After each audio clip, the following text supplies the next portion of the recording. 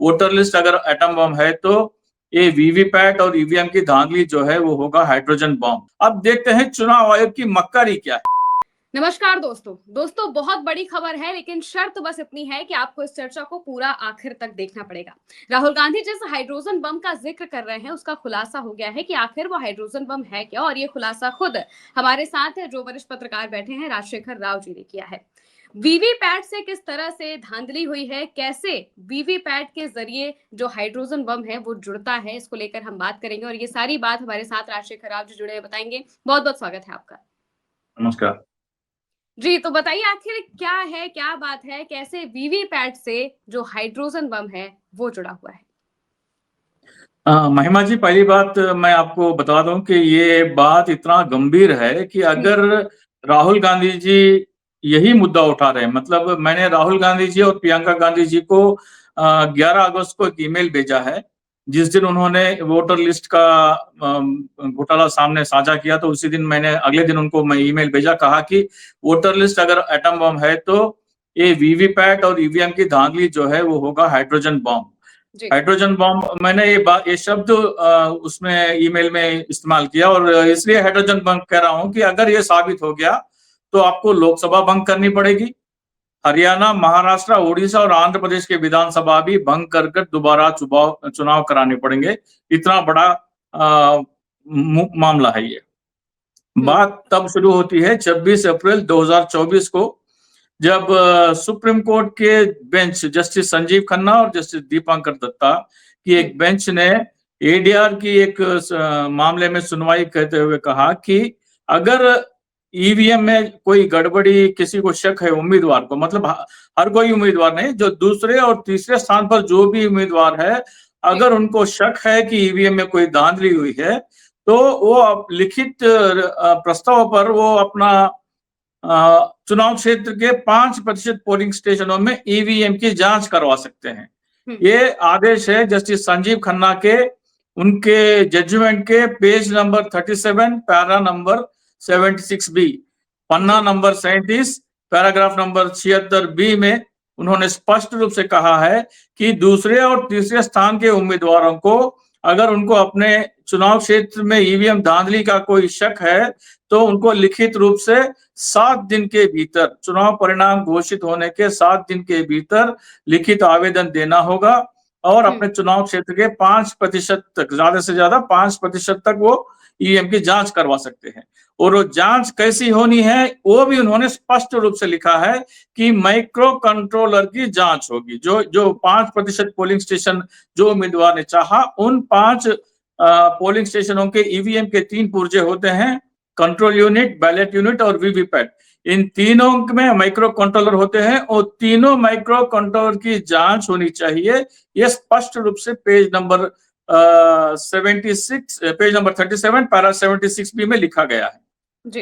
लेकिन और चुनाव आयोग को ये आदेश भी दिए गए हैं कि इसके तहत, मतलब जिस तरह आप जो माइक्रो कंट्रोल की जांच करेंगे उस प्रक्रिया की आप एक स्टैंडर्ड ऑपरेशन प्रोसीजर बनाएं।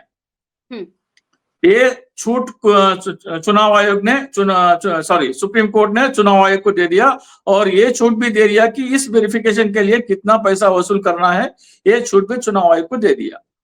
अब आता है चुनाव आयोग की, अब क्या कहें, मैं बहुत बड़ा शब्द इस्तेमाल करना चाहता हूं। एक संवैधानिक संस्था है लेकिन मजबूरन मैं इसका इस्तेमाल करना पड़ रहा है। अब देखते हैं चुनाव आयोग की मक्कारी क्या है। जो चुनाव सुप्रीम कोर्ट के आदेश है माइक्रो कंट्रोलर की जांच करवाने के, वो माइक्रो कंट्रोलर की जांच को स्टैंडर्ड ऑपरेशन प्रोसीजर में कहीं जिक्र भी नहीं किया।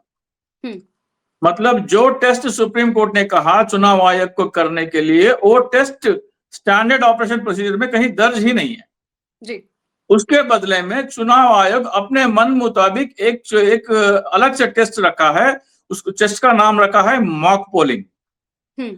और मॉक पोलिंग का मतलब है अगर उम्मीदवार को कोई ईवीएम पे शक है तो वो ईवीएम को फिर से जोड़ेंगे, उसका जो सारा डाटा जो है वो डिलीट कर देंगे, उसमें दोबारा पोलिंग करवाएंगे, डमी पोलिंग। और उस डमी पोलिंग में उम्मीदवार का नाम नहीं रहेगा, उसके पार्टी का नाम नहीं रहेगा, उसका चुनाव चिन्ह नहीं रहेगा। ये चुनाव आयोग ने अपने अपने मन मुताबिक एक टेस्ट मॉक पोलिंग करार दिया स्टैंडर्ड ऑपरेशन प्रोसीजर में।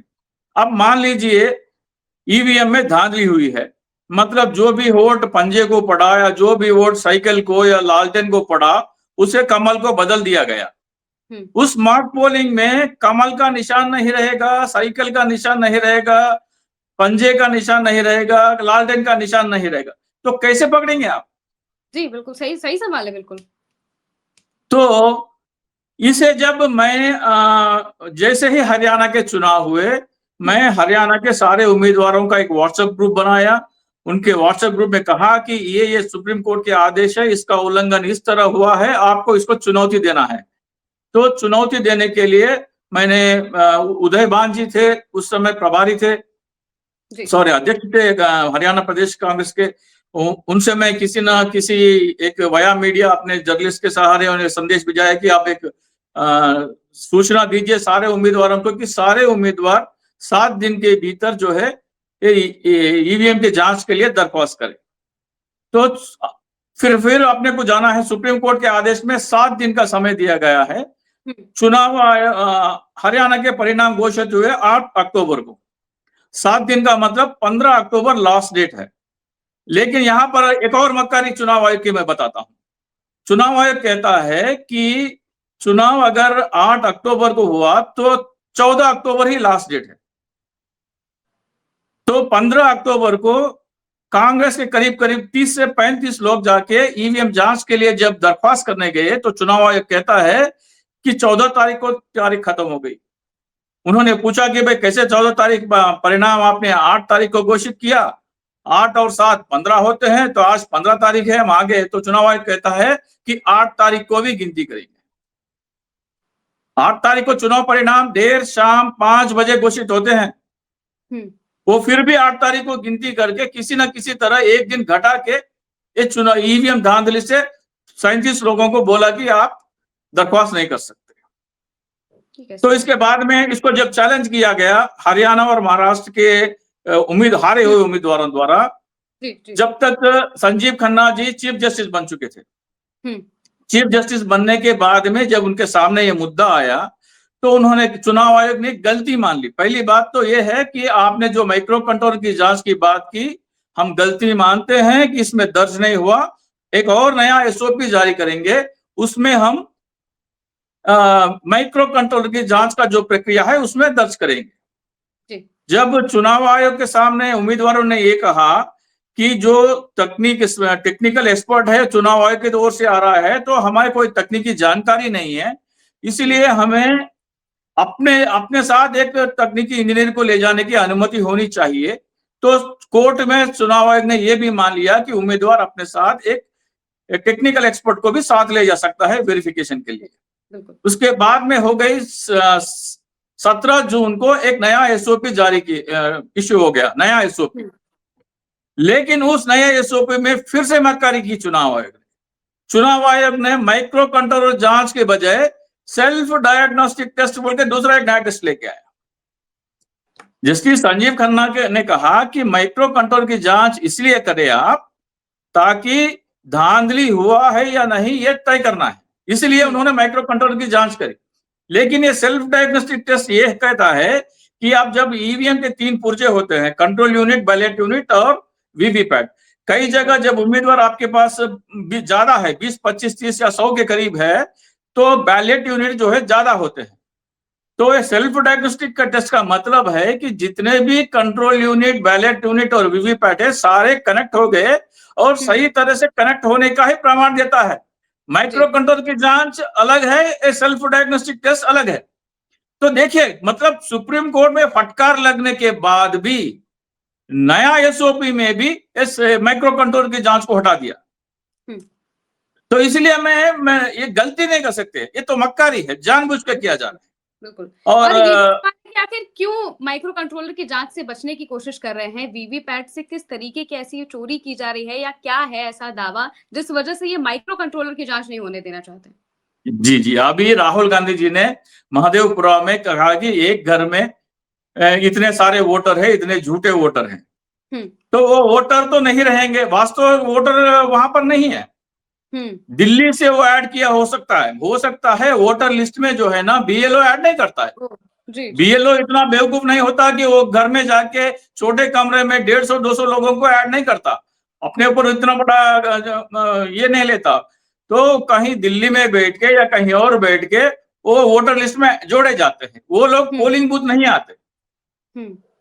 जब उनके वोट डाले जाते हैं तो उनका वोट और वीवीपैट मैच नहीं होता। मेरे ख्याल से मेरा ये शक है कि मेरा अनुमान है कि पोलिंग संपन्न होने के बाद में वीवीपैट को मतलब अलग करने के बाद में शायद बस में या स्ट्रांग रूम में जो है ये किया जा रहा है। अब ये शक है, नहीं कह सकते, लेकिन उम्मीदवारों ने एक जायज मांग की है। उन्होंने कहा कि भाई आप कह रहे हैं माइक्रो कंट्रोलर दोबारा मॉक पोलिंग करेंगे, उस मॉक पोलिंग में जो वीवीपैट आए और जो ईवीएम के आंकड़े है वो मैच करके दिखाने की बात कह रहे हैं। उसकी जरूरत ही क्या है? चुनाव के दौरान वीवीपैट आए, जो वोटर ने जो अपने आंखों से देखा वो वीवीपैट अभी भी हमारे पास बक्से में बंद है। उन्हें गिनकर आपके जो घोषित परिणाम है उनसे आप मिलान करके दिखा दीजिए। इसके लिए चुनाव आयोग राजी नहीं हो रहा। अभी देखिए, चुनाव आयोग ने खुद कहा, मतलब मतलब अगर चुनाव सुबह 7 बजे शुरू होना है तो 6 बजे एक मॉक पोलिंग होती है, 20-25 वोट डाले जाते हैं। उस 20-25 वोट डालने के बाद में उस मॉक पोलिंग के वीवीपैट गिनकर मॉक पोलिंग के ईवीएम के आंकड़ों से मैच करके बूथ एजेंट्स को यह दर्शाया जाता है कि देखिए भाई ये इतने पर्चे आए हैं, इतने वोट है, सही साबित हो रहे हैं, ईवीएम की कामकाज सही है। जी। मतलब चुनाव से पहले वीवीपैट गिनकर ईवीएम के आंकड़ों से मैच करने का चुनाव आयोग अपने एसओपी में लिखा है। चुनाव के बाद में जो भी मॉक पोलिंग है उसमें भी वीवीपैट गिन के ईवीएम के आंकड़ों से मैच करने के लिए राजी है। लेकिन जिन जिन चुनाव पोलिंग स्टेशनों में उम्मीदवार को शक है वहां के वीवीपैट गिनकर मैच करने के लिए चुनाव आयोग राजी नहीं है। जी, ये सबसे बड़ा मुद्दा है। इसे भी बनता है कि जैसा कह रहे हैं कि वीवीपैट के जरिए चोरी होने की जो बात सामने आ रही है, क्योंकि जिस तरीके से चुनाव आयोग अपनी सारी चीजें कर रहा है, जो चीज चाह रहा है, सुप्रीम कोर्ट के कहने के बावजूद वो माइक्रो जो कंट्रोलर है उसकी जांच नहीं कराना चाहते हैं। अगर वीवीपैट से वोट चोरी साबित हो जाती है तो देश में चुनाव का क्या मतलब रह जाएगा? फिर चुनाव का क्या मतलब रहेगा? चुनाव आयोग का क्या मतलब रह जाएगा? नहीं, इसलिए मतलब राहुल गांधी जी इसे अगर इस मुद्दे के ऊपर राहुल गांधी जी हाइड्रोजन बम की बात कर रहे हैं तो हरियाणा में कम से कम 50 से 100 और महाराष्ट्र में कम से कम 200-250 पोलिंग स्टेशन के वीवीपैट अभी भी सील बंद है, उनका जांच होना है। उम्मीदवार कह रहे हैं कि हमें वीवीपैट गिन के ईवीएम के आंकड़ों से घोषित परिणाम से मैच करके दिखाए। चुनाव आयोग उसके लिए मुकर रहा है। अगर राहुल गांधी जी इस पर अड़ गए और वो वीवीपैट खोल के मैच किया जाए, मेरे ख्याल से 100% वो मैच नहीं होंगे। मैच नहीं होने का मतलब है ईवीएम से धांधली हुई है। एक और बात, आप जब सुना पिछले एसओपी को, मतलब 2024 में जो एसओपी जारी हुआ है उसको जब चैलेंज किया गया है, चुनाव आयोग ने अपनी गलती मानी और 2025 में एक और नया एसओपी दिए। मतलब चुनाव आयोग नया एसओपी जारी करने का मतलब यह है कि पिछले साल जो भी लोकसभा चुनाव के दौरान जो एसओपी जारी हुआ वो ईवीएम धांधली को पकड़ने में सक्षम नहीं है। ये अपने आप में एक एविडेंस है। आप नया एसओपी जारी करने का मतलब है कि पिछला जो एसओपी है लोकसभा चुनाव के दौरान जो एसओपी जारी किया गया वो चुनावी धांधली पकड़ने के लिए सक्षम नहीं है। इस मुद्दे पर भी लोकसभा भंग करने की डिमांड की जा सकती है। और अगर क्या जब वीवीपैट का जो डेटा है वो राहुल गांधी अगर चाहे तो उन्हें क्या चुनाव आयोग देगा? चुनाव आयोग दे सकता है वो डेटा? अभी तक कुछ दिया गया है कि नहीं?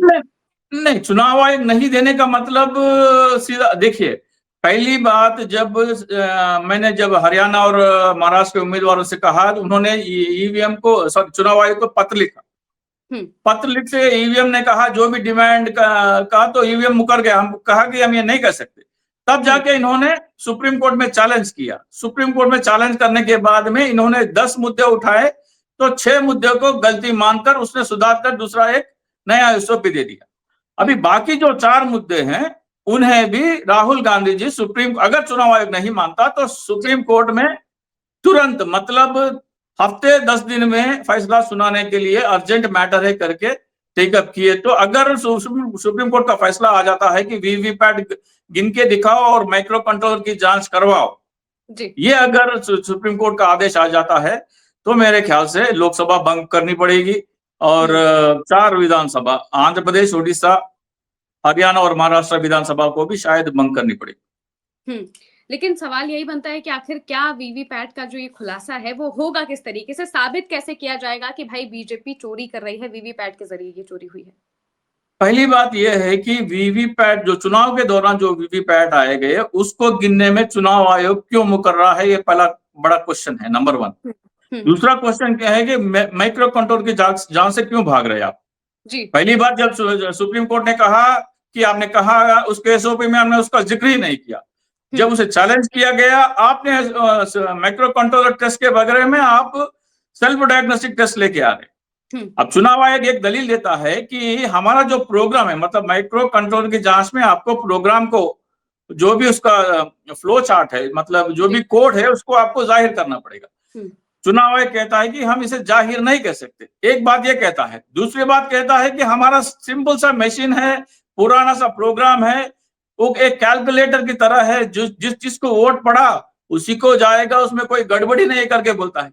अगर वही प्रोग्राम है तो उसको साझा करने में क्या जरूरत, क्या दिक्कत है चुनाव आयोग? चुनाव आयोग को अगर कह रहा है कि जो बटन दबेगा उसी को वोट जाएगा, तो वो प्रोग्राम खोल के बता दे।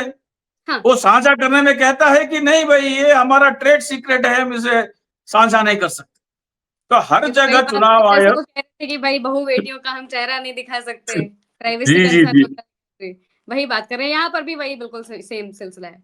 से मतलब मान लीजिए किसी दर्शकों को समझाने के लिए बोलता हूँ, कोई ज्वेलरी शॉप में कोई आदमी चला गया, उसने कहा कि मुझे चेन खरीदना है, वो सेल्समैन ने लाके 10 चेन लगा दिया, उसने कहा कि पीछे एक और है वो निकालो, जैसे ही वो पलटा एक चेन निकाल के उसने अपने पॉकेट में डाल लिया। अब सेल्समैन देखता है तो बोलता है भाई एक चेन गायब है, तो मानता नहीं है, तो सेल्समैन पुलिस को बुलाता है। पुलिस बुलाने के बाद में पुलिस का एक काम है कि उसका तलाशी ले। अब मान लीजिए चुनाव आयोग पुलिस है, तो पुलिस क्या कह रहा है, अरे भाई आप अपने भाई को बुलाइए, आपके भाई की जांच करेंगे। अगर आपका भाई चोर निकला तो चोरी हुई है, आपकी जांच नहीं होगी। ये दलील दे रहा है चुनाव आयोग। बिल्कुल बिल्कुल, यानी कि बहुत बड़ा ये खुलासा है वीवीपैट के जरिए। अगर राहुल गांधी इस पर और ज्यादा जोर देकर बात करें तो ये बहुत, अगर हम देश की राजनीति की बात करें तो राजनीति में ये बहुत बड़ा हाइड्रोजन बम जैसा आप कह रहे हैं, इसका ये खुलासा हो सकता है। लेकिन अब बात वही है कि क्या करते हैं क्या नहीं करते, वो तो तभी पता चलेगा। बहुत बहुत धन्यवाद आपका, आपने बहुत ही अच्छे से बताया कि किस तरीके से वीवीपैट के जरिए चोरियां हो सकती हैं। धन्यवाद। तो दोस्तों, हाइड्रोजन बम जिसका जिक्र राहुल गांधी लगातार कर रहे थे अभी बिहार चुनाव में जो वोटर अधिकार यात्रा है उसके दौरान, अब जो राजशेखर राव जी हैं उन्होंने बहुत डिटेल में बताया कि किस तरह से वीवीपैट के जरिए जो हरियाणा का जो चुनाव है उसमें ये धांधलियां हो सकती हैं। राहुल गांधी अब आने वाले वक्त में हो सकता है कि ये जो हाइड्रोजन बम का खुलासा है वो इसी से जुड़ा हुआ हो। अब खुलासा क्या होता है ये तो आने वाले वक्त में ही पता चलेगा। फिलहाल में मेरे साथ इस चर्चा में इतना ही। मैं हूं महिमा और आप देखते रहिए उल्टा चश्मा यूसी।